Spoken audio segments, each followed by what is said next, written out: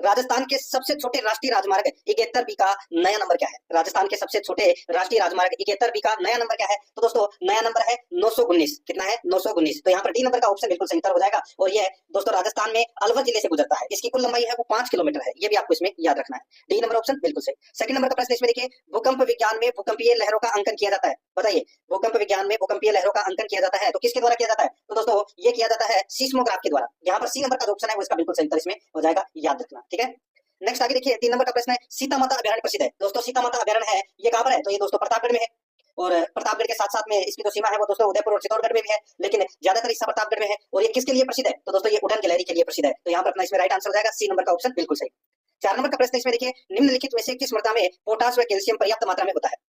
निम्नलिखित में से किस मृदा में पोटास व कैल्शियम पर्याप्त मात्रा में होता है? तो दोस्तों इसका राइट आंसर हो जाएगा वो है मध्यम काली मृदा में। मध्यम काली मृदा में पोटास व कैल्शियम पर्याप्त मात्रा में होता है। और ये कहां पर पाई जाती है ये मिट्टी? तो दोस्तों ये हाड़ौती के पठार में ये पाई जाती है। दोस्तों यहाँ पर ए नंबर का ऑप्शन बिल्कुल सही उत्तर हो जाएगा। हाड़ौती पठार में कौन कौन से जिले आते हैं? कोटा, बूंदी, बारा, झालावाड़। ठीक है, 5 नंबर का प्रश्न इसमें देखिए, सिरोही क्षेत्र में वर्षा जल के कारण निर्मित उबड़ खाबड़ ककरीली भूमि को स्थानीय भाषा में क्या कहते हैं? सिरोही क्षेत्र में वर्षा जल के कारण निर्मित उबड़ खाबड़ ककरीली भूमि को स्थानीय भाषा में क्या कहते हैं? उसको बोलते हैं दोस्तों क्या? उसको भाकर बोलते हैं। क्या बोलते हैं? भाकर। यहाँ पर बी नंबर का जो ऑप्शन है वो इसका बिल्कुल सही उत्तर हो जाएगा, भाकर। नेक्स्ट आगे देखिए, 6 नंबर का प्रश्न है, राजस्थान का दक्षिणतम अक्षांश क्या है? दोस्तों राजस्थान का दक्षिणतम अक्षांश है वो क्या है? राजस्थान का विस्तार दोस्तों आप सभी को पता है 23 डिग्री 3 मिनट उत्तरी अक्षांश से 30 डिग्री 12 मिनट उत्तरी अक्षांश तक है। तो यहाँ पर दक्षिणी विस्तार पूछा है तो दोस्तों वो है 23 डिग्री 3 मिनट उत्तरी अक्षांश। ये दक्षिणतम अक्षांश है दोस्तों। यहाँ पर सी नंबर का ऑप्शन बिल्कुल सही उत्तर हो जाएगा। आगे देखिए, राजस्थान में 2011 में महिला साक्षरता दर कितनी रही? महिला साक्षरता दर कितनी रही? तो दोस्तों इसका सही उत्तर हो जाएगा वो है 52.66% है। ये दोस्तों महिला साक्षरता रही 2011 की जनगणना के अनुसार। ये आपको इसमें याद रखना है। सर्वाधिक महिला साक्षरता कोटा जिले में थी और सबसे कम महिला साक्षरता है वो जालौर जिले की। तो यहाँ पर इसमें ए नंबर ऑप्शन बिल्कुल सही। 8 नंबर का प्रश्न है, गढ़तड़ा वृहद पेयजल परियोजना राजस्थान के निम्न में से किस जिले से संबंधित है? बताइए कौन से जिले से संबंधित है? तो यहाँ पर इसका राइट आंसर हो जाएगा दोस्तों ये बूंदी जिले से संबंधित है। दोस्तों यहाँ पर ए नंबर का ऑप्शन बिल्कुल सही उत्तर हो जाएगा। देखिए टेस्ट आपको पूरा देना है और दोस्तों आपको ये भी पता लगाना है कि आपके कितने प्रश्न हैं वो गलत हो रहे हैं। तो उस चीज को आपको दोस्तों उसको ठीक करना है और दोस्तों ज्यादा से ज्यादा है वो आपको सुनने की कोशिश करना है, क्योंकि सुनने से ज्यादा याद होता है। देखिए 9 नंबर का प्रश्न है, निम्न में से कौन सी नदी कामधेनु नदी भी कहलाती है? बताइए कौन सी नदी कामधेनु नदी भी कहलाती है? इसका राइट आंसर हो जाएगा दोस्तों वो है चंबल नदी। चंबल नदी को दोस्तों कामधेनु नदी के नाम से जाना जाता है, चर्मणवती नदी के नाम से भी जाना जाता है, सदावाहिनी के नाम से भी जाना जाता है और मालव गंगा के नाम से भी जाना जाता है। तो दोस्तों यहाँ पर इसका राइट आंसर हो जाएगा बी नंबर ऑप्शन सही उत्तर। 10 नंबर का प्रश्न है, यहाँ पर देखिए, तिवारी ने पूर्वी राजस्थान को किस जलवायु प्रदेश के अंतर्गत रखा है? देखिए कोपेन का जलवायु वर्गीकरण और तिवारी का जलवायु वर्गीकरण और एक थोंटबेट का जलवायु वर्गीकरण, ये तीनों आपको दोस्तों पढ़ने हैं। ठीक है, यहाँ पर पूर्वी राजस्थान को तिवारी के जलवायु वर्गीकरण के अनुसार कौन से क्षेत्र में रखा गया है? इसका राइट आंसर हो जाएगा दोस्तों वो है CAW क्षेत्र में। CAW क्षेत्र में। ठीक है, ये राइट आंसर हो जाएगा यहाँ पे डी नंबर का ऑप्शन बिल्कुल सही। आगे देखिए, सरिस्का वन्यजीव अभयारण्य में कौन सी परियोजना कार्यान्वित की गई? सरिस्का वन्यजीव अभयारण्य में कौन सी परियोजना कार्यान्वित की गई? इसका राइट आंसर हो जाएगा दोस्तों वो है, बताइए कौन सी? यहाँ पर तो दोस्तों आप सभी को पता होना चाहिए। इसका जो राइट आंसर हो जाएगा देखिए बाघ परियोजना है सरिस्का वन्यजीव अभयारण्य में। तो दोस्तों यहाँ पर इस प्रश्न का जो सही उत्तर हो जाएगा वो है दोस्तों ये बाघ परियोजना है। यहाँ पर डी नंबर का जो ऑप्शन है वो इसका बिल्कुल सही उत्तर इसमें हो जाएगा, याद रखना। नेक्स्ट आगे देखिए दोस्तों, यहाँ पे लाल दोमट मिट्टी पाए जाने वाला जिला है। बताइए लाल दोमट मिट्टी कहाँ पर पाई जाती है? दोस्तों लाल दोमट मिट्टी है ये राजस्थान के उदयपुर, सलूंबर, डूंगरपुर, बांसवाड़ा और चित्तौड़गढ़ के कुछ भागों में पाई जाती है। तो यहाँ पर डूंगरपुर ऑप्शन दे रखा है, तो यहाँ पर सी नंबर का ऑप्शन राइट आंसर हो जाएगा। आगे देखिए 13 नंबर का प्रश्न है, निम्नलिखित में से लसाड़िया का पठार किस जिले में स्थित है? लसाड़िया का पठार दोस्तों ये जयसमंद के पूर्व में स्थित है, कटाबटा पठारी भाग है लसाड़िया का पठार। ठीक है, तो यहाँ पर इसमें राइट आंसर हो जाएगा दोस्तों ये देखिए सलूंबर। यहाँ पर बी नंबर का जो ऑप्शन है वो इसका राइट आंसर हो जाएगा, सलूंबर। जयसमंद के दोस्तों ये पूर्व में ये स्थित है, तो यहाँ पर इसका राइट आंसर हो जाएगा दोस्तों सलूंबर दे रखा है, तो सलूंबर इसका राइट आंसर हो जाएगा। नेक्स्ट आगे देखिए 14 नंबर का प्रश्न है, राजस्थान के पश्चिम की अंतरराष्ट्रीय सीमा कहलाती है। राजस्थान के पश्चिम की अंतरराष्ट्रीय सीमा कहलाती है, तो वो क्या कहलाती है? दोस्तों इसका जो सही उत्तर हो जाएगा वो है, उसको बोलते हैं दोस्तों रेड क्लिफ रेखा। रेड क्लिफ रेखा बोलते हैं, जो पाकिस्तान के साथ में सटी हुई है उसको रेड क्लिफ रेखा बोलते हैं। यहाँ पर इसमें सी नंबर का जो ऑप्शन है वो इसका बिल्कुल सही उत्तर हो जाएगा और इसकी जो लंबाई है वो 1070 किलोमीटर है। नेक्स्ट आगे देखिए 15 नंबर का प्रश्न है, राजस्थान में 31 मार्च 2023 तक प्रति 100 वर्ग किलोमीटर पर सड़कों का घनत्व कितना है? सड़कों का घनत्व पूछा गया है प्रति 100 वर्ग किलोमीटर पर। तो दोस्तों इसका राइट आंसर हो जाएगा वो है इसमें 88.18 किलोमीटर है। 88.18 किलोमीटर है ये घनत्व है, सड़कों का घनत्व है प्रति 100 वर्ग किलोमीटर में। तो यहाँ पर इसमें बी नंबर का जो ऑप्शन है वो इसका बिल्कुल सही उत्तर इसमें हो जाएगा। ठीक है, आगे देखिए 16 नंबर का प्रश्न है, भारत की 2011 की जनगणना के अनुसार राजस्थान के किस जिले में जनसंख्या की वृद्धि दर सबसे अधिक थी? भारत की 2011 की जनगणना के अनुसार राजस्थान के किस जिले में जनसंख्या की वृद्धि दर सबसे अधिक थी? तो यहाँ पर इसका राइट आंसर हो जाएगा वो है बाड़मेर की। बाड़मेर में दोस्तों जनसंख्या दशकीय जनसंख्या दर है वो सबसे अधिक थी, कितनी 32.5%। ठीक है, ये आपको इसमें याद रखना है। तो यहाँ पर इसमें ए नंबर का ऑप्शन बिल्कुल सही। नेक्स्ट आगे देखिए, भूस्खलन एवं कीचड़ प्रवाह प्रकार की आपदा है, तो ये कौन सी प्रकार की आपदा है दोस्तों? भूस्खलन होना और कीचड़ प्रवाह है। तो यहाँ पर इसका राइट आंसर हो जाएगा दोस्तों ये भौगोलिक आपदा है। क्या है? भौगोलिक आपदा। यहाँ पर ए नंबर का ऑप्शन बिल्कुल सही हो जाएगा। 18 नंबर का प्रश्न इसमें देखिए, माही बजाज सागर परियोजना का मुख्य बांध किस स्थल पर निर्मित है? बताइए, माही बजाज सागर परियोजना का मुख्य बांध है किस स्थल पर स्थित है? इसका राइट आंसर हो जाएगा दोस्तों, ये है बोरखेड़ा में। कहां पर है? बोरखेड़ा में। राइट आंसर हो जाएगा दोस्तों बी नंबर का जो ऑप्शन है वो इसका बिल्कुल सही उत्तर इसमें हो जाएगा। ये आपको इसमें याद रखना है, बांसवाड़ा में है ये बोरखेड़ा का, ठीक है। यहाँ पर बी नंबर ऑप्शन बिल्कुल सही। 19 नंबर का प्रश्न इसमें देखिए, कौन सी नदी मृत नदी के नाम से जानी जाती है? मृत नदी के नाम से दोस्तों कौन सी नदी जानी जाती है? सही उत्तर हो जाएगा दोस्तों, घग्गर नदी को मृत नदी के नाम से जाना जाता है। यहाँ पर डी नंबर का ऑप्शन बिल्कुल सही उत्तर हो जाएगा। आगे देखिए 20 नंबर का प्रश्न है, शीत ऋतु में पश्चिमी राजस्थान में अधिक ठंड पड़ने का प्रमुख कारण क्या है? बताइए, पश्चिमी राजस्थान में अधिक ठंड क्यों पड़ती है सर्दी में? तो दोस्तों उसका मुख्य कारण है रेतीला धरातल होना। तो यहाँ पर इसमें ए नंबर का ऑप्शन बिल्कुल सही उत्तर इसमें हो जाएगा, ये आपको इसमें याद रखना है, रेतीला धरातल होना। दोस्तों देखिए 20 प्रश्न मैंने आपको राजस्थान भूगोल के करवा दिए हैं। अब 20 प्रश्न नए सिलेबस के अनुसार दोस्तों राजस्थान इतिहास एवं कला संस्कृति के 20 प्रश्न करवाने जा रहा हूं भाग 2 के अंदर, ठीक है। देखिए इसमें कैला देवी का विश्व प्रसिद्ध मंदिर राजस्थान के किस जिले में स्थित है? कहां पर है? तो दोस्तों ये कैला देवी का मंदिर कहां है? तो ये करौली में। तो यहाँ पर इसमें राइट आंसर हो जाएगा बी नंबर का ऑप्शन सही उत्तर, करौली में। आगे देखिए, पोत हाकर सरी आभूषण कहाँ पहना जाता है? पोत हाकर सरी आभूषण है ये कहां पर पहने जाते हैं आभूषण? तो दोस्तों ये गले के आभूषण है, ठीक है। किसके हैं? गले के आभूषण। यहाँ पर सी नंबर ऑप्शन बिल्कुल सही। 23 नंबर का प्रश्न है, राजस्थान की किस बोली पर मराठा भाषा का प्रभाव? राजस्थान की कौन सी बोली पर मराठा भाषा का प्रभाव है? दोस्तों इसका राइट आंसर हो जाएगा वो है इसमें मालवी। मालवी बोली पर मराठा भाषा का प्रभाव है। डी नंबर का जो ऑप्शन है वो इसका बिल्कुल सही उत्तर हो जाएगा। 24 नंबर का प्रश्न इसमें देखिए, राजस्थान के किस क्रांतिकारी की बरेली की जेल में अनुमानुषिक यातनाओं के कारण मृत्यु हुई? राजस्थान के किस क्रांतिकारी की बरेली की जेल में अनुमानुषिक यातनाओं के कारण मृत्यु हुई? तो यहाँ पर इसका राइट आंसर हो जाएगा दोस्तों, वो है इसमें कौन सा? तो वो है दोस्तों प्रताप सिंह बारट। प्रताप सिंह बारट है दोस्तों ब्रिटिश सरकार की अनुमानुषिक यातनाओं का शिकार हो गए थे दोस्तों, ठीक है। और दोस्तों ये बरेली उत्तर प्रदेश की जेल में शहीद हो गए थे। तो यहाँ पर इसमें ए नंबर का ऑप्शन बिल्कुल सही उत्तर हो जाएगा, प्रताप सिंह बारट। आगे देखिए, गलता तीर्थ पर स्थित मंदिर है किस देवता को समर्पित है? ये गलता तीर्थ है तो दोस्तों ये जयपुर में है, और ये किस देवता को समर्पित है? तो दोस्तों इसका राइट आंसर हो जाएगा ये सूर्य देवता को समर्पित है दोस्तों ये। तो यहाँ पर इसमें सही उत्तर हो जाएगा डी नंबर का ऑप्शन बिल्कुल सही। नेक्स्ट आगे देखिए, तारकसी के आभूषण के लिए राजस्थान का कौन सा स्थान प्रसिद्ध है? तो कौन सा स्थान प्रसिद्ध है दोस्तों तारकसी के लिए? तो यहाँ पर इसका राइट आंसर हो जाएगा नाथद्वारा। नाथद्वारा है ये तारकसी के आभूषण के लिए प्रसिद्ध है, ए नंबर का ऑप्शन सही उत्तर। 27 नंबर का प्रश्न है, जोधपुर में 1929 में किसके नेतृत्व में मारवाड़ हितकारिणी सभा स्थापित हुई थी? मारवाड़ हितकारिणी सभा है वो दोस्तों किसके नेतृत्व में गठित की गई थी? राइट आंसर हो जाएगा जयनारायण व्यास के नेतृत्व में। यहाँ पर ए नंबर का जो ऑप्शन है वो इसका बिल्कुल सही उत्तर हो जाएगा। नेक्स्ट आगे देखिए, आजादी के समय राजस्थान राज्य भारतीय संविधान के अनुसार किस श्रेणी का था? बताइए, आजादी के समय राजस्थान राज्य भारतीय संविधान के अनुसार कौन सी श्रेणी का था? दोस्तों इसका राइट आंसर हो जाएगा कौन सी श्रेणी का था ये? दोस्तों ये द्वितीय श्रेणी का राज्य था दोस्तों राजस्थान। तो यहाँ पर इसमें सही उत्तर क्या हो जाएगा? बी नंबर का जो ऑप्शन है वो इसका बिल्कुल सही उत्तर इसमें हो जाएगा, याद रखना। नेक्स्ट आगे देखिए, यहाँ पे 29 नंबर का प्रश्न, पृथ्वीराज चौहान तृतीय का समकालीन चालुक्य शासक कौन था? समकालीन चालुक्य शासक पृथ्वीराज चौहान तृतीय का तो दोस्तों वो नाम था भीमदेव द्वितीय। भीमदेव द्वितीय। तो यहाँ पर इसमें राइट आंसर क्या हो जाएगा? बी नंबर का ऑप्शन बिल्कुल सही उत्तर इसमें हो जाएगा। और चंदेल शासक था महोबा का, वो था पृथ्वीराज चौहान के समय ही था, परमर्दी देव, वो भी आपको याद रखना, ठीक है। ये चालुक्य शासक था, तो यहाँ पर और चंदेल शासक पूछ लेता तो परमर्दी देव, ठीक है। तो यहाँ पर बी नंबर ऑप्शन बिल्कुल सही, भीमदेव द्वितीय। नेक्स्ट आगे देखिए, 30 नंबर का प्रश्न है, किस लोक नाट्य की प्रस्तुति के समय इसके मुख्य गीतों का संबंध चौमासा, वर्षा ऋतु का वर्णन एवं गणपति वंदना से? किस लोक नाट्य की प्रस्तुति के समय इसके मुख्य गीतों का संबंध चौमासा, वर्षा ऋतु का वर्णन एवं गणपति वंदना से है? तो दोस्तों इसका सही उत्तर हो जाएगा वो है इसमें, बताइए क्या? तो वो है रम्मत। तो यहाँ पर इसमें बी नंबर का ऑप्शन बिल्कुल सही उत्तर हो जाएगा। रम्मत का अर्थ है खेल होता है, और इसे खेलने वाले खेलार या जिसको अपन बोल सकते हैं रमतिये, वो कहलाते हैं दोस्तों। और ये बीकानेर, जैसलमेर, पोखरण, फलोदी क्षेत्रों में ये खेली जाती है दोस्तों होली के अवसर पर। तो यहाँ पर इसमें बी नंबर का ऑप्शन बिल्कुल सही। 31 नंबर का प्रश्न इसमें देखिए, मारी परसालेरी मूमल हालीने ए हालीजेरे देश नामक लोकगीत किस क्षेत्र का है? तो दोस्तों मूमल नाम तो सुना ही होगा आपने। तो दोस्तों इसका जो राइट आंसर हो जाएगा वो है इसमें, बताइए। तो दोस्तों यहाँ पे वही जो बात हो रही है मूमल जैसलमेर की थी, तो यहाँ पर इसका राइट आंसर हो जाएगा दोस्तों वो है दोस्तों लोदरवा जैसलमेर की राजकुमारी थी मूमल। तो यहाँ पर इसमें सही उत्तर हो जाएगा सी नंबर का ऑप्शन राइट आंसर। आगे देखिए, भारतीय इतिहास में राजपूत वंशों का प्रभुत्व तक की अवधि तक के दौरान था। बताइए, भारतीय इतिहास में राजपूत वंशों का प्रभुत्व कौन सी अवधि तक के दौरान था? तो यहाँ पर इसका राइट आंसर हो जाएगा वो है दोस्तों 8वीं से 12वीं शताब्दी तक। 8वीं से 12वीं शताब्दी तक है राजपूत काल है वो माना जाता है। तो यहाँ पर इसमें ए नंबर का जो ऑप्शन है वो इसका बिल्कुल सही उत्तर हो जाएगा। आगे देखिए, ब्रजेश वस्त्र है, ब्रजेश किसको बोलते हैं? तो दोस्तों ये पुरुषों के कमर के नीचे का वस्त्र है, ठीक है, जिसमें चूड़ीदार पजामा होता है और घुटने से ऊपर का चौड़ा होता है, ठीक है। राइट आंसर हो जाएगा पुरुषों के नीचे कमर के नीचे का वस्त्र है दोस्तों ये। यहाँ पर ए नंबर का ऑप्शन बिल्कुल सही। 34 नंबर का प्रश्न है, 1960 में जयपुर में वर्धमान स्कूल की स्थापना किसने की? वर्धमान स्कूल की जो स्थापना है वो दोस्तों अर्जुन लाल सेठी के द्वारा की गई थी। यहाँ पर सी नंबर का ऑप्शन राइट आंसर हो जाएगा। 35 नंबर का प्रश्न इसमें देखिए, निम्नलिखित में से किस नृत्य के साथ झांझ नामक वाद्य यंत्र का प्रयोग किया जाता है? बताइए, झांझ नामक वाद्य यंत्र का प्रयोग है दोस्तों किस नृत्य में किया जाता है? तो यहाँ पर इसका राइट आंसर हो जाएगा दोस्तों वो है कच्ची घोड़ी नृत्य में इसका प्रयोग किया जाता है दोस्तों। राइट आंसर हो जाएगा यहाँ पे ए नंबर का ऑप्शन बिल्कुल सही। आगे देखिए, यहाँ पे 36 नंबर का प्रश्न है, राज्य के किस किले को सोनगिरी कहा जाता है? सोनगिरी, सोनगिरी दोस्तों जालोर के दुर्ग को कहा जाता है। तो यहाँ पर इसमें सही उत्तर हो जाएगा सी नंबर का ऑप्शन बिल्कुल सही।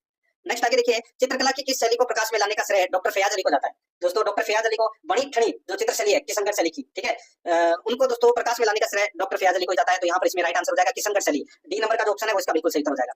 38 नंबर का प्रश्न इसमें देखिए, सुनील टप्पा जो मंदसौर जिले का भाग था का राजस्थान में विलय कब हुआ? तो दोस्तों राजस्थान में जो विलय है ये कब हुआ था? तो ये 1 नवंबर 1956 को हुआ था दोस्तों। यहाँ पर इसमें ए नंबर का ऑप्शन बिल्कुल सही, 1 नवंबर 1956। 39 नंबर का प्रश्न है, भारत छोड़ो आंदोलन के संचालन हेतु आजाद मोर्चा का गठन कहाँ हुआ था? आजाद मोर्चे का जो गठन है वो दोस्तों कहाँ पर हुआ था? इसका जो सही उत्तर हो जाएगा दोस्तों वो है आजाद मोर्चे का गठन दोस्तों जयपुर में हुआ था। कहाँ पर? जयपुर में। यहाँ पर डी नंबर का जो ऑप्शन है वो इसका बिल्कुल सही उत्तर हो जाएगा, जयपुर में हुआ था। आगे देखिए 40 नंबर का प्रश्न है, जाटो का प्लेटो अफलातून किसे कहा जाता है? जाटो का प्लेटो अफलातून किसे कहा जाता है? दोस्तों ये कहा जाता है किसको? तो ये सूर्यमल को कहा जाता है दोस्तों। यहाँ पर इसमें ए नंबर का ऑप्शन बिल्कुल सही उत्तर इसमें हो जाएगा। देखिए नए सिलेबस के अनुसार 40 प्रश्न है वो राजस्थान भूगोल और राजस्थान इतिहास एवं कला संस्कृति से संबंधित पूछे जाएंगे। अब दोस्तों यहाँ पर देखिए तीसरा भाग जिसके अंदर मैं आपको राजनीतिक विज्ञान के 5 प्रश्न है वो बताने जा रहा हूँ। 5 प्रश्न आपको राजस्थान पॉलिटी के और 5 प्रश्न आपको इंडियन पॉलिटी के प्रश्न है वो करवाऊंगा। ठीक है दोस्तों, आप प्लेलिस्ट में जाओगे तो वहां पे आपको चतुर्थ श्रेणी के नाम से अलग अलग फोल्डर देखने को मिल जाएंगे भविष्य में। ठीक है, तो वहां पर दोस्तों आपको ऑब्जेक्टिव क्लास है वो देखने को मिलेगी सिलेबस के अकॉर्डिंग। सिलेबस ज्यादा बड़ा नहीं है और आपको दोस्तों प्लेलिस्ट में ये चीज जरूर ध्यान रखनी है कि चतुर्थ श्रेणी मॉडल पेपर के नाम से आपको वहां फोल्डर मिलेगा और उसका जो लिंक है वो आपको डिस्क्रिप्शन में भी मिल जाएगा। तो आप वहां जाकर रोजाना एक मॉडल पेपर का टेस्ट है वो आपको अवश्य देना है, आपको वो लिंक मिल जाएगा तो वहां पे आप जाके जरूर दें। और अपने दोस्तों के पास में दोस्तों लिंक को शेयर जरूर करें फेसबुक व्हाट्सएप ग्रुप के ऊपर, क्योंकि बहुत ही शानदार चीज है। ऐसी चीजें दोस्तों आपको बहुत कम देखने को मिलेगी, 1% के बराबर। बाकी ऐसी चीजें आपको देखने को नहीं मिलेगी, क्योंकि इसमें देखिए लेवल देखिए और हर पार्ट के आपको ये भी पता लग रहा है कि कौन से पार्ट में कितने प्रश्न है वो पूछे जाएंगे। देखिए इंडियन पॉलिटी के ये 5 प्रश्न है वो परीक्षा में पूछे जाएंगे। 41 नंबर का प्रश्न है, इसमें देखिए राजस्थान उच्च न्यायालय की मुख्य पीठ है बेंच कहाँ स्थित है? राजस्थान उच्च न्यायालय की मुख्य पीठ बेंच कहाँ स्थित है? दोस्तों इसका जो राइट आंसर हो जाएगा ये कहाँ पर है? दोस्तों ये तो सभी को पता होगा, यहाँ पर इसका राइट आंसर हो जाएगा दोस्तों वो है जोधपुर में। यहाँ पर बी नंबर का जो ऑप्शन है वो इसका बिल्कुल सही उत्तर हो जाएगा, जोधपुर में। नेक्स्ट आगे देखिए, भारतीय संविधान के निम्नलिखित अनुच्छेदों में से कौन सा उस मूल अधिकार से संबंधित है जो उन्हें भी उपलब्ध है जो कि भारत के नागरिक नहीं है? यानी कि ऐसा कौन सा मूल अधिकार है जो विदेशियों को भी प्राप्त है, बताइए। तो दोस्तों इसका राइट आंसर हो जाएगा वो है इसमें अनुच्छेद 14। तो यहाँ पर अपना इसमें राइट आंसर हो जाएगा सी नंबर का ऑप्शन बिल्कुल सही उत्तर इसमें हो जाएगा। आगे देखिए 43 नंबर का प्रश्न है, निम्न में से कौन सी राज्यपाल की कार्यकारी शक्ति नहीं है? राज्यपाल की कार्यकारी शक्ति कौन सी नहीं है? दोस्तों देखिए राज्य सरकार के सभी कार्य औपचारिक तौर पर राज्यपाल के नाम होते हैं, बिल्कुल सही है, नाम पर होते हैं। आगे देखिए वह राज्य लोक सेवा आयोग के अध्यक्ष और सदस्यों की नियुक्ति और प्रस्तुत करता है, तो ये गलत हो जाएगा। दोस्तों यहाँ पर मैं आपको देखूं बताऊं तो दोस्तों देखिए यहाँ पे जो आरपीएससी है, ठीक है, राज्य लोक सेवा आयोग की नियुक्ति तो करता है लेकिन इनको हटा नहीं सकता, इनको केवल राष्ट्रपति हटा सकते हैं। तो यहाँ पर ये जो शब्द दे रखा है हटाने वाला ये गलत दे रखा है, इसलिए अपना बी नंबर का ऑप्शन है वो इसमें गलत दे रखा है, ये राष्ट्रपति की कार्यकारी शक्ति नहीं है। और देखिए दोस्तों इसमें वह मुख्यमंत्री और अन्य मंत्रियों यानी कि मुख्यमंत्री की सलाह पर नियुक्ति करता है, बिल्कुल सही है, मुख्यमंत्री की सलाह पर अन्य मंत्रियों की नियुक्ति करता है। वह मुख्यमंत्री से प्रशासनिक मामलों की जानकारी प्राप्त कर सकता है, बिल्कुल सही बात है। तो यहाँ पर गलत कथन कौन सा है? बी नंबर का। तो यहाँ पर इसमें बी नंबर ऑप्शन सही उत्तर हो जाएगा। आगे देखिए किसने राज्य नीति के निर्देशक सिद्धांतों को भारत में सामाजिक व आर्थिक लोकतंत्र का घोषणा पत्र कहा है? तो किसने कहा है? तो दोस्तों ये कहा है डॉक्टर भीमराव अंबेडकर ने। तो यहाँ पर बी नंबर का ऑप्शन बिल्कुल सही उत्तर हो जाएगा। आगे देखिए 45 नंबर का प्रश्न है, निम्नलिखित अनुच्छेदों में से किस एक को डॉक्टर भीमराव अंबेडकर द्वारा संविधान का हृदय एवं आत्मा कहा है? दोस्तों कौन से अनुच्छेद को कहा है? ये तो सभी को पता होगा, अनुच्छेद 32 को कहा है दोस्तों। यहाँ पर डी नंबर का जो ऑप्शन है वो इसका बिल्कुल सही उत्तर हो जाएगा, अनुच्छेद 32 को। अब देखिए यहाँ पे राजस्थान राजनीति विज्ञान के दोस्तों 5 प्रश्न है, भाग 4 राजस्थान राजनीति यानी कि राजस्थान पॉलिटी के 5 प्रश्न पूछे जाएंगे परीक्षा में सिलेबस के अकॉर्डिंग। देखिए यहाँ पे 46 नंबर का प्रश्न है, निम्न में से राज्य सूचना आयोग राजस्थान के संदर्भ में कौन सा कथन सही है? बताइए दोस्तों कौन सा कथन है वो सही है, यहाँ पर ये अपने को बताना है।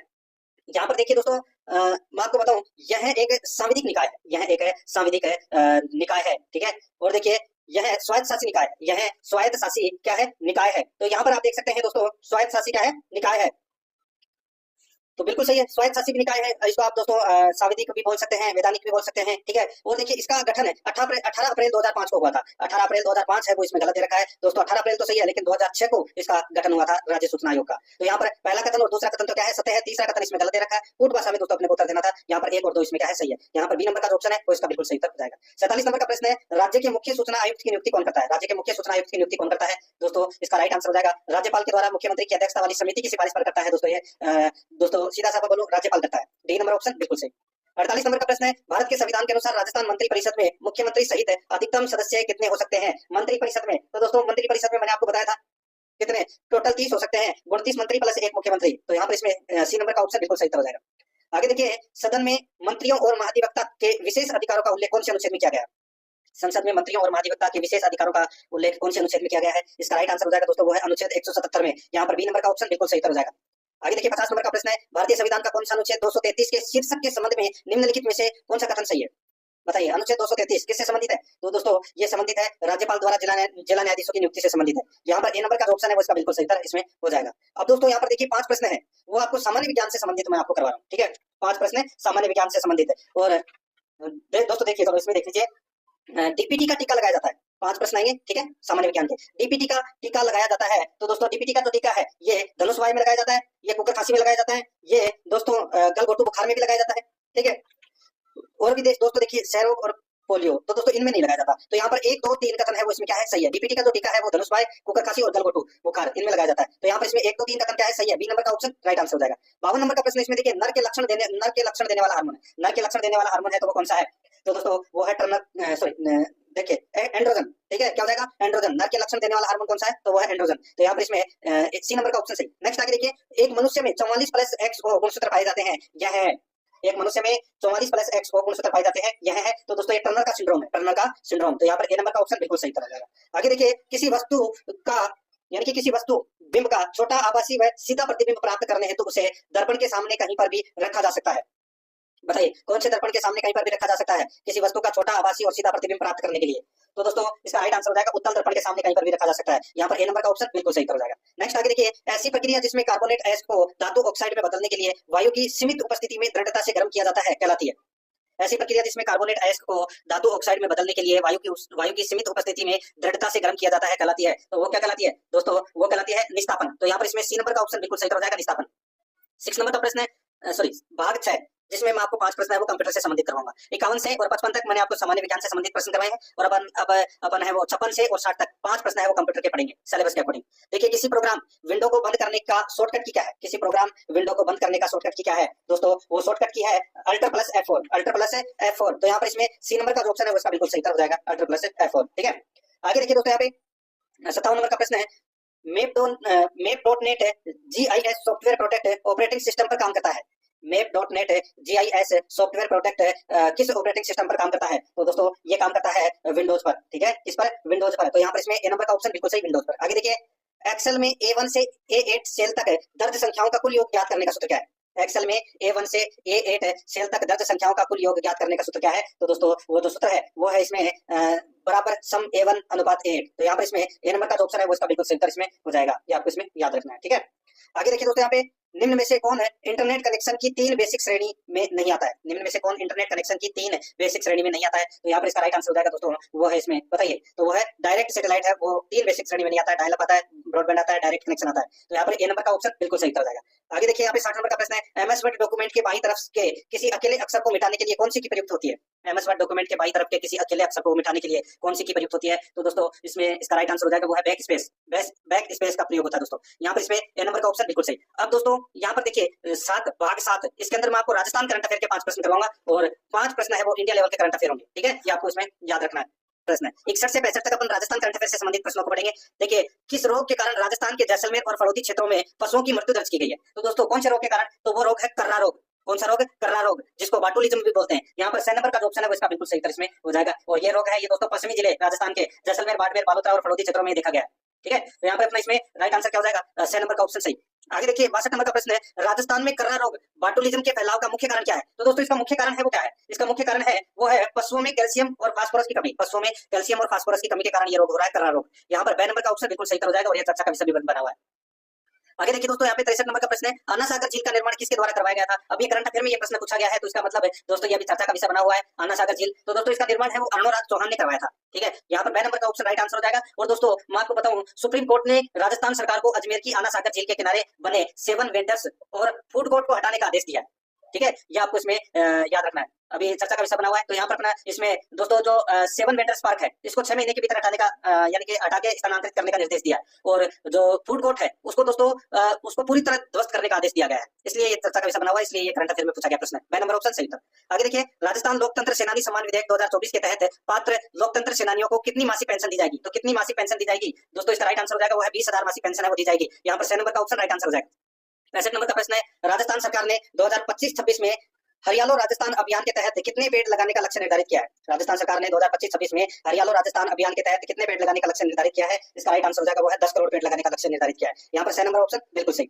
अब दोस्तों भाग 8 करंट अफेयर के 5 प्रश्न, ये इंडिया लेवल के करंट अफेयर के प्रश्न होंगे दोस्तों, ठीक है, इंडिया और विश्व लेवल। यहाँ पर देखिए 66 नंबर का प्रश्न है, भारत का पहला वर्टिकल लिफ्ट रेल ब्रिज किस स्थान पर बना है? भारत का पहला वर्टिकल लिफ्ट रेल ब्रिज किस स्थान पर बना है? तो दोस्तों ये रामेश्वरम में बना है। यहाँ पर रामेश्वरम में। यहाँ पर 6 नंबर का जो ऑप्शन है वो इसका बिल्कुल सही उत्तर हो जाएगा। नेक्स्ट आगे देखिए 67 नंबर प्रश्न, हाल ही में अप्रैल 2025 में राष्ट्रपति द्रौपदी मुर्मू किस 2 देशों की यात्रा पर रवाना हुई है? तो दोस्तों इसका राइट आंसर हो जाएगा वो दोस्तों पुर्तगाल और स्लोवाकिया, इन देशों की यात्रा पर गई है दोस्तों। यहाँ पर ए नंबर का ऑप्शन बिल्कुल सही। 68 नंबर प्रश्न है, अप्रैल 2025 में भारत ऊर्जा भंडारण गठबंधन के नए अध्यक्ष के रूप में किसे नियुक्त किया गया है? अप्रैल 2025 में भारत ऊर्जा भंडार यानी कि भंडारण गठबंधन के नए अध्यक्ष के रूप में किसे नियुक्त किया गया है? इसका राइट आंसर हो जाएगा वो है देवमाल्या सेनको, देवमाल्या सेनको। यहाँ पर 2 नंबर का ऑप्शन बिल्कुल सही उत्तर हो जाएगा। 69 नंबर का प्रश्न इसमें देखिए, अप्रैल 2025 में तमिलनाडु के किन दो स्वदेशी उत्पादों को भौगोलिक संकेत जीआई टैग प्रदान किया गया है? अप्रैल 2025 में तमिलनाडु के किन दो स्वदेशी उत्पादों को भौगोलिक संकेत जीआई टैग प्रदान किया गया है? इसका राइट आंसर हो जाएगा वो है इसमें कुंभकोणम सुपारी और थोवलाई फूलमाला। ठीक है, कुंभकोणम सुपारी और थोवलाई फूलमाला को दोस्तों जीआई टैग है वो प्रदान किया गया है। यहाँ पर अपना इसमें 2 नंबर का जो ऑप्शन है वो इसका बिल्कुल सही उत्तर इसमें हो जाएगा, याद रखना। आगे देखिए 17 नंबर का प्रश्न है, the great conciliator Lal Bahadur Shastri and the transformation of India पुस्तक किसने लिखी? तो दोस्तों ये जो पुस्तक है ये लिखी संजीव चोपड़ा के द्वारा, संजीव चोपड़ा के द्वारा। यहाँ पर 2 नंबर का जो ऑप्शन है वो इसका बिल्कुल सही उत्तर हो जाएगा। अब दोस्तों अपन यहाँ पे हिंदी व्याकरण के 20 प्रश्न है वो पढ़ेंगे सिलेबस के अकॉर्डिंग। ठीक है, एक भी प्रश्न दोस्तों सिलेबस के बाहर नहीं है, बिल्कुल सिलेबस के अकॉर्डिंग अपन चल रहे हैं। दोस्तों देखिए यहाँ पे निम्नलिखित में से अशुद्ध वाक्य को छांटना है कि अशुद्ध वाक्य है वो कौन सा है। तो दोस्तों आप यहाँ पर देख सकते हैं, देखिए सभा में सभी वर्ग के लोग थे, सभा में सभी वर्ग के लोग थे, तो ये अपना पहला ही कथन है वो गलत हो जाएगा। देखिए सभा में सभी वर्ग के लोग थे ऐसा होना चाहिए था। ठीक है, शुद्ध वाक्य क्या होगा? इसमें तो क्या लिखा हुआ है कि सभा में सभी वर्ग के लोग थे, लेकिन दोस्तों यहाँ पर सभा में सभी वर्गों के लोग थे, वर्ग नहीं वर्गों का आएगा इसमें। ठीक है, तो यहाँ पर इसमें यह अशुद्ध वाक्य इसलिए हो गया। यहाँ पर ए नंबर का ऑप्शन राइट आंसर, बाकी इसमें सारे सही है। आगे देखिए, हिंदी के गोपनीय शब्द के लिए अंग्रेजी का समानार्थी शब्द का प्रयोग होगा। बताइए गोपनीय का इंग्लिश शब्द क्या होगा? तो दोस्तों इसका राइट आंसर हो जाएगा वो है इसमें कंडीशनल। ठीक है, तो यहाँ पर इसमें राइट आंसर क्या हो जाएगा दोस्तों? बी नंबर का जो ऑप्शन है वो इसका बिल्कुल सही हो जाएगा। आगे देखिए 73 नंबर का प्रश्न है, इसमें देखिए निम्न में से किस शब्द में उपसर्ग नहीं है? बताइए किस शब्द में उपसर्ग नहीं है? तो दोस्तों इसका राइट आंसर हो जाएगा वो है इसमें दोस्तों बहादुर। बहादुर में दोस्तों कोई भी उपसर्ग है वो नहीं है। बाकी बदमाश में बद है, बेवकूफ में बे उपसर्ग है और लावारिस में दोस्तों ला उपसर्ग है। यहाँ पे ए नंबर का जो ऑप्शन है वो इसका राइट आंसर हो जाएगा। आगे देखिए, इनमें से किस वाक्य में सकर्मक क्रिया है? सकर्मक क्रिया कौन से में? तो दोस्तों देखिए, बच्चे छत पर पतंग उड़ा रहे हैं, ये वाक्य है वो दोस्तों इसमें क्या है? सकर्मक क्रिया है। यहाँ पर अपना बी नंबर का ऑप्शन बिल्कुल सही हो जाएगा। 75 नंबर प्रश्न है, जो वचन से न बताया जा सके वाक्यांश के लिए उपयुक्त शब्द है, तो वो कौन सा है? तो दोस्तों वो है जिसको बोल सकते हैं अनिर्वचनीय, निर्वचनीय। तो यहाँ पर अपना इसमें ए नंबर का जो ऑप्शन है वो इसका बिल्कुल सही उत्तर हो जाएगा। 76 नंबर का प्रश्न इसमें देखिए, स्त्रीण शब्द के लिए सही वाक्यांश क्या है? स्त्रीण शब्द के लिए सही वाक्यांश क्या है? तो वो है दोस्तों स्त्रियों जैसा स्वभाव वाला। यहाँ पर बी नंबर ऑप्शन बिल्कुल सही। 77 नंबर प्रश्न है, किस शब्द में उपसर्ग नहीं है? कौन से शब्द में उपसर्ग नहीं है? तो दोस्तों यहाँ पर देखिए पराधीन, पराधीन के अंदर दोस्तों उपसर्ग है। पराधीन के अंदर दोस्तों यहाँ पर देखिए परा प्लस धीन, परा प्लस भव और परा प्लस क्रम और परा प्लस जय। ठीक है, तो दोस्तों इसमें देखिए सारे के सारे है वो परा उपसर्ग से निर्मित है। तो यहाँ पर इसमें राइट आंसर क्या हो जाएगा दोस्तों? एक अलग ऑप्शन इसको काट के और आप उपरोक्त सभी कर देना। ठीक है, तो यहाँ पर इसमें राइट आंसर क्या हो जाएगा दोस्तों? डी नंबर का जो ऑप्शन है वो इसका बिल्कुल सही उत्तर इसमें हो जाएगा। ये आपको इसमें याद रखना है। ठीक है, परा उपसर्ग है इसमें सब में। आगे देखिए दोस्तों, यहाँ पे देखिए इच्छा शब्द का सही विलोम शब्द बताइए। इच्छा शब्द का सही विलोम शब्द क्या होगा? तो वो हो जाएगा अनिच्छा। यहाँ पर बी नंबर का ऑप्शन बिल्कुल सही। नेक्स्ट आगे देखिए, एक प्रत्यय से निर्मित शब्द कौन सा नहीं है? एक प्रत्यय से निर्मित शब्द कौन सा नहीं है? तो वो है दोस्तों इसमें देखिए मोहक, मोहक में हक, हक लगा हुआ है दोस्तों इसमें अक। ठीक है, तो यहाँ पर इसमें मोहक में अक प्रत्यय है दोस्तों, अक एक नहीं है। तो यहाँ पर डी नंबर ऑप्शन बिल्कुल सही। आगे देखिए, इनमें से ब्रह्मा का पर्यायवाची शब्द कौन सा है? ब्रह्मा का पर्यायवाची शब्द कौन सा है? तो वो है दोस्तों विरंची, विरंची है ये ब्रह्मा का पर्यायवाची शब्द है दोस्तों। नेक्स्ट आगे देखिए, इनमें से कौन सा वाक्य वर्तनी के कारण अशुद्ध है? वर्तनी के कारण अशुद्ध कौन सा है? तो दोस्तों इसमें देखिए महात्मा के सतोपदेश में जीवन का सार मिलता है। महात्मा के सदोपदेश में तो यहाँ पे सदोपदेश, सदोपदेश नहीं होता, सदुपदेश होता है। ठीक है, तो यहाँ पर इसमें राइट आंसर क्या हो जाएगा? सी नंबर का ऑप्शन राइट आंसर हो जाएगा, ये अशुद्ध वाक्य है। नेक्स्ट आगे देखिए, धोखा यह किसी को नहीं देता है, धोखा यह किसी को नहीं देता है वाक्य किस काल का है? तो दोस्तों ये कौन सा काल का वाक्य है? तो दोस्तों ये वर्तमान काल का है। क्या है? वर्तमान काल का वाक्य है दोस्तों। यहाँ पर डी नंबर का जो ऑप्शन है वो इसका बिल्कुल सही हो जाएगा। नेक्स्ट आगे देखिए, अपने पैरों पर कुल्हाड़ी मारना मुहावरे का अर्थ क्या है? तो दोस्तों इसका अर्थ हो जाएगा अपना नुकसान स्वयं ही करना। यहाँ पर बी नंबर का ऑप्शन बिल्कुल सही। 84 नंबर प्रश्न है, निम्नलिखित वाक्यों में से किस काल में क्रिया अकर्मक नहीं है? निम्नलिखित वाक्यों में से किस काल में क्रिया अकर्मक नहीं है? तो यहाँ पर इसका राइट आंसर हो जाएगा दोस्तों वो है इसमें कौन सा? तो वो है सुनीता ने अपने पिताजी से फोन करवाया, सुनीता ने अपने पिताजी से फोन करवाया। दोस्तों इसमें अकर्मक नहीं है, इसमें वाक्य में दोस्तों सकर्मक क्रिया है। तो यहाँ पर इसमें सी नंबर का ऑप्शन है वो इसका राइट आंसर हो जाएगा। नेक्स्ट आगे देखिए, व्यावसायिक एवं प्रशासनिक क्षेत्र में पत्र लेखन क्या कार्य करता है? बताइए पत्र लेखन है वो क्या कार्य करता है? तो दोस्तों ये स्थायी प्रलेख का कार्य करता है दोस्तों, स्थायी प्रलेख का। यहाँ पर ए नंबर ऑप्शन बिल्कुल सही। नेक्स्ट आगे देखिए, निम्न में से कौन सी भावाचक संज्ञा है? भावाचक संज्ञा दोस्तों इसमें बीमारी है, ये भावाचक संज्ञा है। डी नंबर ऑप्शन बिल्कुल सही। आगे देखिए, अपनी अकुशलता छिपाने के लिए बहाने बनाने का भावार्थ व्यक्त करने वाली लोकोक्ति है। अपनी अकुशलता छिपाने के लिए बहाने बनाने का भावार्थ व्यक्त करने वाली लोकोक्ति है, तो वो कौन सी है? तो वो है नाच न जाने आंगन टेढ़ा। यहाँ पर सी नंबर का ऑप्शन बिल्कुल सही हो जाएगा। नेक्स्ट आगे देखिए, यहाँ पे जो शब्द पूर्वापर संबंध से किसी भी संज्ञा के बदले आता है उसे क्या कहते हैं? जो शब्द पूर्वापर संबंध से किसी भी संज्ञा के बदले आता है उसको क्या कहते हैं? तो दोस्तों उसको बोलते हैं सर्वनाम। तो यहाँ पर इसमें ए नंबर का ऑप्शन बिल्कुल सही। नेक्स्ट आगे देखिए, यहाँ पे शुद्ध वाक्य छांटना है, शुद्ध वाक्य छांटना है। तो दोस्तों यहाँ पर आप देख सकते हैं शुद्ध वाक्य कौन सा है। देखिए पंजाब के भूगोल की एक प्रति खरीदनी है, पंजाब के भूगोल की एक प्रति खरीदनी है, ठीक है। तो यहाँ पर है दोस्तों, यहाँ पर देखिए, और पंजाब के भूगोल की एक प्रति खरीदनी है, ठीक है। और इसमें देखिए पेड़ पर कोयल कूक रही है, तो यहाँ पर देखिए पेड़ पर कोयल कूक रही थी, ठीक है, ये वाक्य दोस्तों शुद्ध वाक्य है। तो यहाँ पर इसमें राइट आंसर क्या हो जाएगा, डी नंबर का ऑप्शन बिल्कुल सही उत्तर हो जाएगा। आगे देखिए, वागीश शब्द में कौन सी संधि है, वागीश शब्द में कौन सी संधि है, तो दोस्तों वाक प्लस ईस, इसमें व्यंजन संधि का प्रयोग होगा दोस्तों। यहाँ पर इसमें ए नंबर का ऑप्शन बिल्कुल सही। अब दोस्तों यहाँ पे जो 15 प्रश्न है वो इंग्लिश ग्रामर से संबंधित परीक्षा में पूछे जाएंगे सिलेबस के अकॉर्डिंग। यहाँ पर देखिए 91 नंबर का प्रश्न है, one of the boys saved his son, one of the boys saved his son, the passive voice of the above sentence is. तो दोस्तों यहाँ पर देखिए इसमें करता है वो ए बॉय है, ठीक है। तो यहाँ पे ए बॉय या वन ऑफ द बॉयज वो तो दोस्तों पैसिव वॉइस में, पैसिव वॉइस के अंदर बाई प्लस एजेंट है के रूप में नहीं लिखा जाएगा। तो यहाँ पे इसमें देखिए बाई है वो नहीं आना चाहिए, तो बाई इसमें भी है तो ये भी गलत हो जाएगा, ये भी गलत हो जाएगा। तो यहाँ पे देखिए बाई की यहाँ पे देर फॉर्म में दे रखी है तो ये भी गलत हो जाएगा। तो यहाँ पे हिज सन वाज सेव्ड, यहाँ पर बी नंबर का ऑप्शन बिल्कुल सही हो जाएगा। 92 नंबर का प्रश्न, इसमें देखिए fill in the blanks, fill in the blanks. यहाँ पर देखिए at this time tomorrow I entertain my friends, at this time tomorrow I entertain my friends. तो दोस्तों यहाँ पर इसका राइट आंसर क्या हो जाएगा, इसमें दोस्तों सही उत्तर हो जाएगा वो है शैल बी एंटरटेनिंग, ठीक है, शैल बी एंटरटेनिंग का प्रयोग होगा दोस्तों। यहाँ पर बी नंबर का ऑप्शन बिल्कुल सही हो जाएगा, क्योंकि दोस्तों इसमें फ्यूचर कंटिन्यूअस टेंस है, तो यहाँ पर इसमें बी नंबर ऑप्शन सही। 93 नंबर प्रश्न, इसमें देखिए उल्लंघन करते हुए, ट्रांसलेट इनटू इंग्लिश में, उल्लंघन करते हुए। तो यहाँ पर देखिए इसका अगर अपन इंग्लिश में रूपांतरण करें तो क्या होगा, तो हो जाएगा दोस्तों इन ए कॉन्ट्रावेंशन ऑफ, तो यहाँ पर सी नंबर का जो ऑप्शन है वो इसका बिल्कुल सही हो जाएगा। 94 नंबर का प्रश्न, इसमें देखिए fill in the blank with the correct English and Hindi version of the technical term. तो यहाँ पर देखिए the officer failed to provide an certificate in time, यानी कि अधिकारी समय पर प्रमाण पत्र नहीं दे पाए। तो यहाँ पर इसका राइट आंसर हो जाएगा वो है अबेटमेंट, कटौती प्रमाण पत्र नहीं दे पाए। यहाँ पर डी नंबर का ऑप्शन बिल्कुल सही हो जाएगा। 95 नंबर का प्रश्न, इसमें देखिए मेरा बड़ा भाई इंजीनियर बनना चाहता है, इसको इंग्लिश में रूपांतरण करेंगे तो दोस्तों क्या होगा, तो दोस्तों इसका हो जाएगा इसमें देखिए my elder brother wants to become an engineer. यहाँ पर इसमें राइट आंसर सी नंबर का ऑप्शन हो जाएगा। आगे देखिए translate the following sentence into Hindi choosing the correct alternative from the option given. दोस्तों इंग्लिश सेंटेंस दे रखा है, अपने को हिंदी बताना क्या होगा। देखिए everybody enjoys equal right in India, दोस्तों इसका राइट आंसर हो जाएगा वो है इसमें भारत में सब लोगों को समान अधिकार प्राप्त है। यहाँ पर ए नंबर का ऑप्शन बिल्कुल सही हो जाएगा। नेक्स्ट आगे देखिए choose the correct Hindi translation of the given sentence, at last he realised his mistake. तो यहाँ पर इसका जो सही उत्तर हो जाएगा वो हो जाएगा दोस्तों इसमें कौन सा, तो इसका राइट आंसर क्या हो जाएगा दोस्तों, देखिए at last he realised his mistake है, तो यहाँ पर इसका सही उत्तर हो जाएगा वो है इसमें कौन सा, आखिरकार उसको गलतियां समझ में आई, आखिरकार उसको गलतियां समझ में आई। तो यहाँ पर इसका राइट आंसर हो जाएगा बी नंबर का जो ऑप्शन है वो इसका बिल्कुल सही।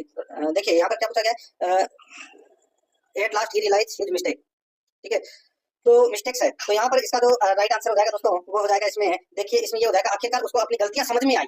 यहाँ पर सी नंबर का जो ऑप्शन है वो इसका बिल्कुल सही हो जाएगा। आगे देखिए 98 नंबर का प्रश्न है, choose the correct preposition to fill in the blank है, she had no other claim to the post her good looks. तो दोस्तों यहाँ पर इसमें राइट आंसर क्या हो जाएगा, देखिए उसकी अच्छी शक्ल के अलावा, ठीक है, तो यहाँ पे एक्सपेक्ट यानी कि देन का प्रयोग एक्सपेक्ट या उसके सिवाय के अर्थ में इसका हुआ है, तो यहाँ पर इसमें देन का प्रयोग होगा दोस्तों इसमें, ठीक है, the post then her good looks, तो यहाँ पर देन आएगा, बी नंबर का ऑप्शन सही। आगे देखिए यहाँ पे complete the following sentence by choosing the correct answer from the given options. दोस्तों यहाँ पर देखिए खाली स्थान बताना है, देखिए tiger is in danger of extension. तो दोस्तों यहाँ पर इसमें राइट आंसर क्या हो जाएगा दोस्तों, इसका देखिए इसमें द टाइगर आएगा इसमें, तो यहाँ पर डी नंबर का ऑप्शन बिल्कुल सही। नेक्स्ट आगे देखिए fill in the blank with an appropriate word from the options given below. तो यहाँ पर देखिए the of the new medication was loss of appetite. तो दोस्तों यहाँ पे खाली स्थान में आएगा क्या आएगा, तो इसमें दोस्तों इफेक्ट आएगा, क्या आएगा इफेक्ट का, ठीक है। तो यहाँ पर अपना इसमें जैसे कि मैं आपको बताऊं कि नई दवा के प्रभाव से भूख लगना बंद हो गया, तो यहाँ पर बी नंबर ऑप्शन बिल्कुल सही। 101 नंबर का प्रश्न, इसमें देखिए each of the girl scout a community project, तो इसका जो राइट आंसर हो जाएगा वो है दोस्तों इसमें डज का प्रयोग होगा दोस्तों, यहाँ पर ए नंबर का ऑप्शन बिल्कुल सही। आगे देखिए दोस्तों यहाँ पे change from exclamatory to assertive, यहाँ पर देखिए what a marvellous painting he made. तो यहाँ पर इसका जो सही उत्तर हो जाएगा वो है दोस्तों इसमें he made a very marvellous painting. तो यहाँ पर बी नंबर का जो ऑप्शन है उसका बिल्कुल सही उत्तर हो जाएगा। 103 नंबर का प्रश्न, इसमें देखिए choose the correct indirect speech of the following sentence from the given options. तो यहाँ पर सेंटेंस में दे रखा है she said to him are you fine. तो यहाँ पर इसका जो राइट आंसर हो जाएगा वो है दोस्तों यहाँ पर कौन सा, तो वो हो जाएगा दोस्तों यहाँ पे सी आस्क्ड हिम देखिए वेदर ही वाज फाइन। तो यहाँ पर इसमें डी नंबर का जो ऑप्शन है वो इसका बिल्कुल सही उत्तर हो जाएगा। 104 नंबर का प्रश्न, इसमें देखिए choose the correct passive voice of the following sentence from the option below. यहाँ पर देखिए अनीता सो ए पिक्चर, तो यहाँ पर इसका राइट आंसर हो जाएगा A picture was seen by Anita. यहाँ पर ए नंबर का ऑप्शन बिल्कुल सही हो जाएगा। 105 नंबर का प्रश्न, इसमें देखिए no sooner did he reach the station than the train go. तो दोस्तों क्या आएगा बताइए, तो यहाँ पर इसका राइट आंसर हो जाएगा दोस्तों इसमें रिच वेंट का प्रयोग होगा दोस्तों यहाँ पर, ठीक है, रिच वेंट का। तो यहाँ पर सी नंबर का जो ऑप्शन है वो इसका बिल्कुल सही इसमें हो जाएगा, ये आपको इसमें याद रखना है, ठीक है। तो यहाँ पर सी नंबर ऑप्शन सही। अब देखिए दोस्तों यहाँ पे अपन गणित से संबंधित 15 प्रश्न करेंगे भाग 11 के अंदर। ठीक है, ये अपना संबंधित। एक व्यक्ति 250 किलोमीटर की दूरी निश्चित गति से तय करता है। एक व्यक्ति है वो 250 किलोमीटर की दूरी निश्चित गति से क्या करता है, तय करता है।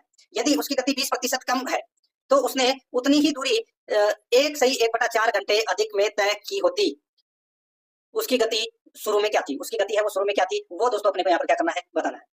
दोस्तों मान लीजिए गति है वो x है, दूरी दोस्तों यहाँ पर 250 किलोमीटर दे रखी है, तो समय बराबर क्या हो जाएगा 250/x। ठीक है, तो 20% कम हो तो दोस्तों इसको आप 20% को 80/100 लिख सकते हैं, यानी कि 4/5x लिख सकते हैं। तो दोस्तों इसमें देखिए यहाँ पे मैं आपको बताऊं 20% कम है। ठीक है, तो यहाँ पे x इंटू 80/100 बराबर में दोस्तों अपन क्या लिख सकते हैं, इसको दोस्तों 4/5x लिख सकते हैं। ठीक है, इतना तो समझ में आ गया।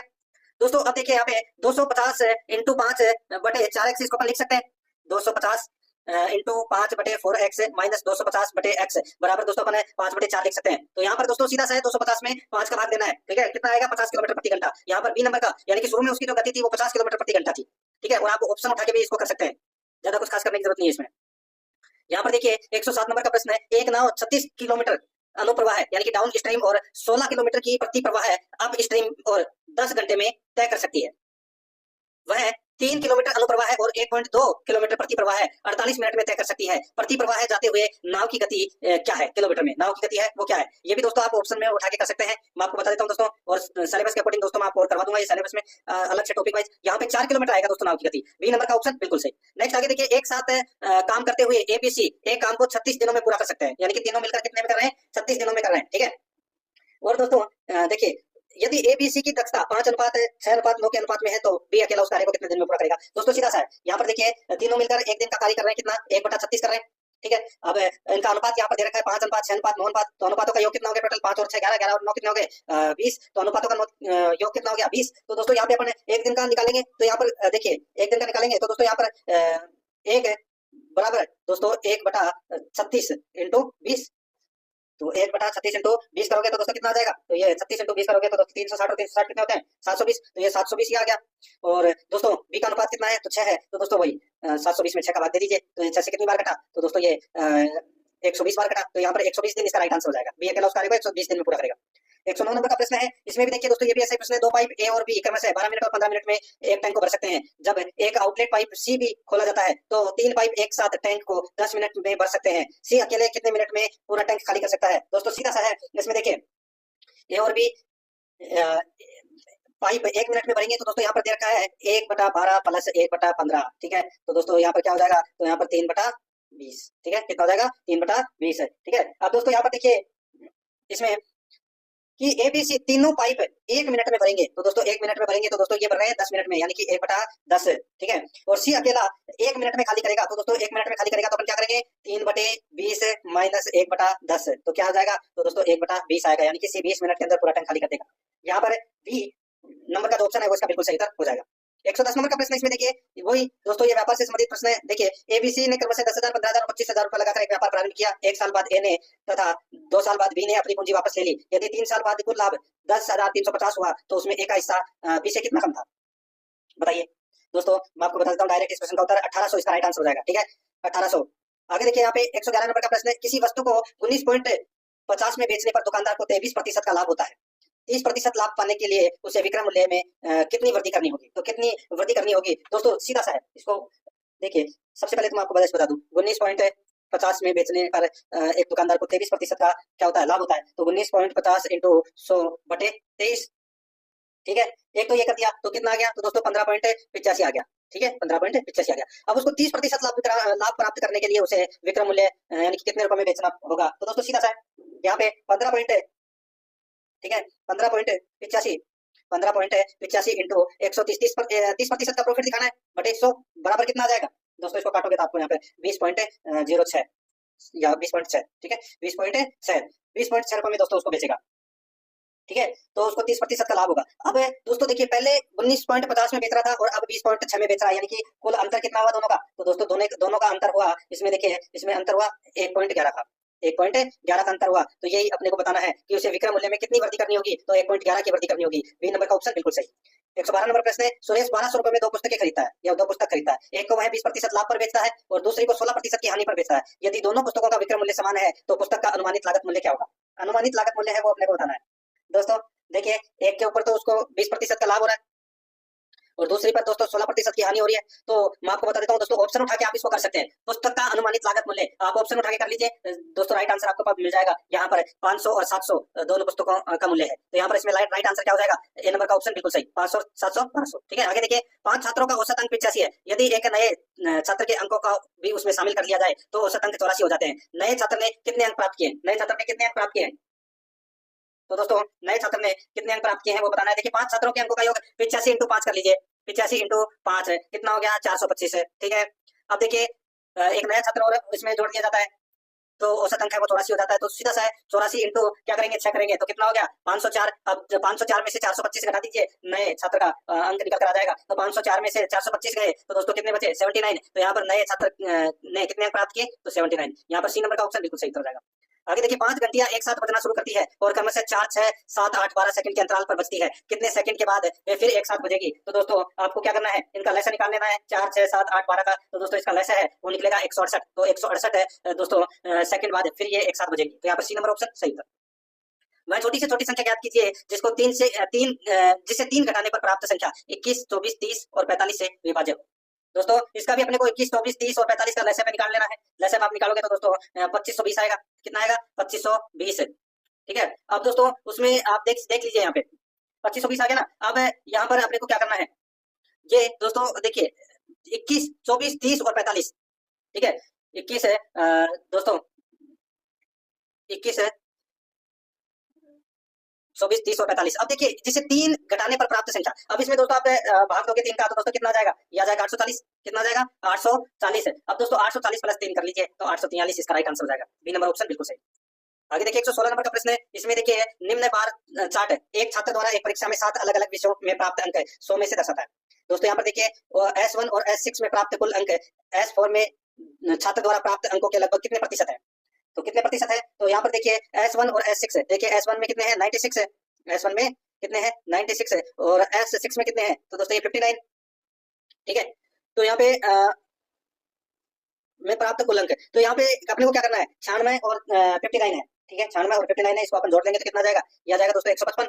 ठीक है, और यहाँ पर देखिए S4 में कितने हैं, 71। ठीक है, S4 में छात्र द्वारा प्राप्त अंकों का लगभग कितने प्रतिशत है, तो सीधा सा है दोस्तों, ज्यादा कुछ खास करने की जरूरत नहीं है। 155 इंटू 100 बटे 71 ये करना है। राइट आंसर निकल कर आ जाएगा 218.31%। यहाँ पर बी नंबर ऑप्शन बिल्कुल सही। आगे देखिए दोस्तों, निम्न पाई चार्ट किसी विशेष वर्ष में 8 विभिन्न ब्रांडों द्वारा बेची गई कारों की संख्या के आंकड़े निरूपित करता है। यहाँ पर देखिए यदि दिए गए वर्ष के दौरान कुल 8 ब्रांडों द्वारा बेची गई कुल कारों की संख्या 2800 है, तो B2 व B6 द्वारा बेची गई कारों की संख्या में अंतर कितना है? तो दोस्तों यहाँ पर देखिए अंतर की मैं बात करूं तो दोस्तों B2 देखिए यहाँ पे कुल कारों की संख्या कितनी है दोस्तों, 2800 है। ठीक है, और B2 और B6 है। तो दोस्तों B2 में कितना प्रतिशत है, 15, और B6 में कितना है, B6 में दोस्तों यहाँ पे 8% है। तो अंतर कितने का हो गया दोस्तों, दोनों का? तो दोस्तों इसमें देखिए 7 का अंतर हो गया। कितने का अंतर हो गया, 7 का। ठीक है, तो अब अपन इसको करेंगे तो कैसे करेंगे, तो 7 इंटू 2800 बटे क्या करेंगे, 100 बस। तो यहाँ पर इसका राइट आंसर क्या हो जाएगा, वो है 196 का अंतर है दोस्तों। यहाँ पर डी नंबर का ऑप्शन बिल्कुल सही हो जाएगा। आगे देखिए, ये निम्न बार ग्राफ किसी दिए गए वर्ष के दौरान कंपनी के कुल व्यय के प्रतिशत के रूप में विभिन्न मदों के तहत कंपनी एबीसी के व्यय के वितरण को दर्शाता है। कंपनी का कुल वार्षिक व्यय 30 करोड़ रुपए है। किराए पर और अन्य खर्चों पर व्यय की गई राशि का अंतर ज्ञात कीजिए। तो दोस्तों किराए पर दोस्तों 16 है और अन्य खर्चों पर व्यय की गई राशि का अंतर ज्ञात कीजिए। अंतर ज्ञात करना है तो दोस्तों यहाँ पर देखिए सीधा समाप्त करूँ, अन्य खर्च है वो कितना है, अन्य खर्च 14 है और किराया कितना है, 16 है। ठीक है, दोनों का अंतर कितना हो गया, 2% का। कितना हो गया, 2% का। अब दोस्तों सीधा सा है 30 इंटू 2/100 बस, 30 इंटू 2/100 कर लीजिए। तो यहाँ पर 0.6 करोड़ आ जाएगा, इसमें 0.6 करोड़। तो यहाँ पर इसमें ए नंबर का ऑप्शन बिल्कुल सही, इसमें हो जाएगा। ठीक है, इन कंपनी का कुल वार्षिक व्यय 30 करोड़ रुपए दे रखा है। आगे देखिए 119 नंबर का प्रश्न है। इसमें भी देखिए पाई चार्ट के माध्यम से अपने को उत्तर देना है। जनवरी 2020 में विभिन्न बैंकों में स्केल 1 अधिकारियों का प्रतिशत, सभी 6 बैंकों में स्केल 1 अधिकारियों की कुल संख्या बराबर 500 बैंक DEF में स्केल 1 के अधिकारियों की औसत संख्या है वो ज्ञात कीजिए। दोस्तों यहाँ पर देखिए 500 बैंक है। ठीक है, तो यानी कि बैंक DEF, अब DEF में कितना है, तो देखिए डी में है 24 है और ई में है 14 और एफ में है 10। तो यहाँ पर देखिए 14 और 10 कितने हो जाएंगे, 24 और 24 कितने हो गए, 48। ठीक है, कितने हो गए, 48। तो यहाँ पे अपन इसको ऐसे लिख सकते हैं 500 इंटू 48 बटे 100। तो ये 2 0 से 2 0 कट गए, 5 इंटू 48 कर लीजिए, कितना आ गया, 240 है। कितना, 240। अब 240 में दोस्तों यहाँ पर देखिए DEF 3 है, तो 3 का भाग दे दीजिए, औसत संख्या निकल कर आ जाएगी कितनी, 80। तो यहाँ पर डी नंबर का जो ऑप्शन है वो इसका बिल्कुल सही।